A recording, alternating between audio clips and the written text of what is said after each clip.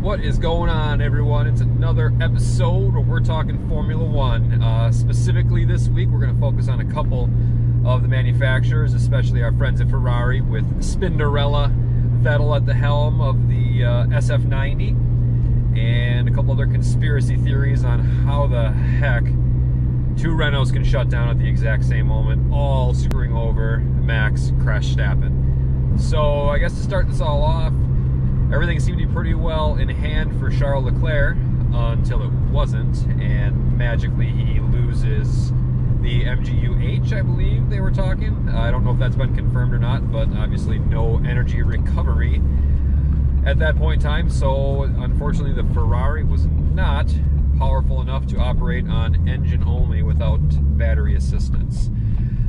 I don't know what you all think, but for me, that was about the most painful thing that I've ever had to watch someone who dominates the entire weekend, make it all the way to 10 laps away from the checkered flags, and then see it all be pissed away by a failed turbocharger. So yeah, and then of course for that to play directly into the hands of Lewis and Valtteri.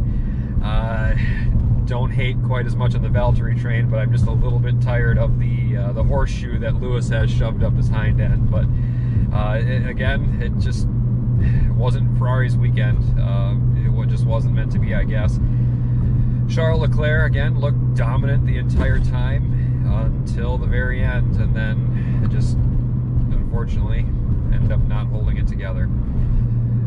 It did seem to be a little bit strange that when it appeared that Charles was going to get passed by Max Verstappen, that we randomly have two Renault power units give up the ghost at the exact same moment. So I don't know if that was a little bit of poetic justice from Cyril at Renault saying that screw it, let's make sure that we don't have our former team on the podium, because it was all but certain that that Max was going to be on the podium and pass Charles. So I guess let me know what you think about that one, but that does seem to be a little bit of a conspiracy that's going around the interwebs, and might not be too far off as far as having some sort of basis. I don't know if they have yet announced what the actual reason for that double retirement was from the Renaults, but it was just as if someone turned the power button off. So it seemed like we had an angry Frenchman with his finger on the shutdown button when he realized that Max was going to pass Charles for the podium for P3. But to come undone with strange issues seems to be a reoccurring theme with our friends at Haas. So nothing else too new and eventful on that front. I do think another one of the highlights for the weekend was watching Spinderella Vettel spin out after getting passed by Lewis. I don't know if there was such a great tailwind at that point in time that it just helped him push it around, push the rear end around, I should say, or if he just plain gave it too much throttle, like seems to be the case, or what happened on that one. But he definitely had that thing turned up on spin cycle, and once again Lewis passes him while he's stuck facing the wrong direction. So I'm not sure now if Vettel's just truly has that much on his mind where he's not able to focus and drive right on the edge without going over the edge and past the line, or if he is starting to lose his touch. But pretty soon I may have to jump off of the Sebastian bandwagon and jump onto the number 16 bandwagon and start following Charles Leclerc instead as my man to beat at Ferrari. We had everything as far as the package goes in the Ferraris this weekend, but just it should have been a 1-2, and instead we end up with 3 and 5, I think it was. Yeah, definitely a disappointing weekend for those of us that call ourselves the Tifosi.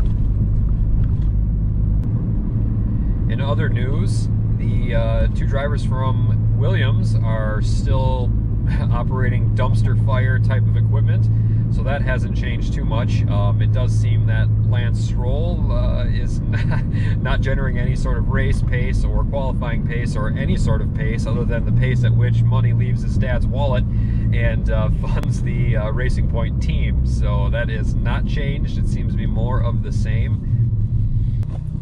Pierre Gasly also seems to be still struggling. Obviously, we have a Red Bull package that seems to be pretty competitive with the Ferraris and the Mercedes, if not even better than both of them, depending on the racetrack itself. But he's just not the caliber of Max Verstappen. So we are starting to see how good Max really is when he is calm and cool and collected, and not operating on, I guess, youth and youthful spirit is probably the best way to say it.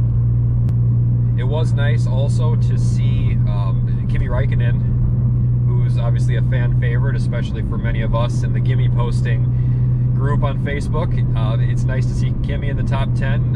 Definitely like seeing him up there, even though he's driving an inferior machine. But it does seem that maybe Alfa and Haas are kind of going to be the best of the rest, depending on if the Renaults decide to stop shutting down their equipment with only a few laps time left to go. But it definitely shows Kimi's strengths, especially compared to Antonio Giovinazzi. So it's nice to see that Kimi's still at the top of the pecking order, at least as far as he can go with the Alfa Romeo package that he is currently driving. That's all that I have for this week's race recap. I was hoping to do this yesterday when the race was fresh in my mind, so if I missed anything, let me know in the comments. Love to hear more of what you want to hear about in these vlogs, and hopefully that we can get a group of us together and actually do kind of maybe a live podcast throughout races and things like that.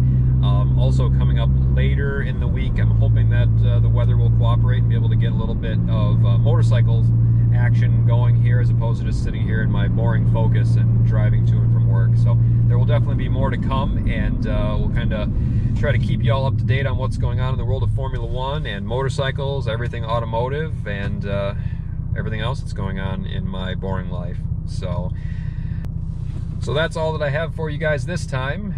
Be good to yourself, be good to each other. I will catch you in the next one. Peace!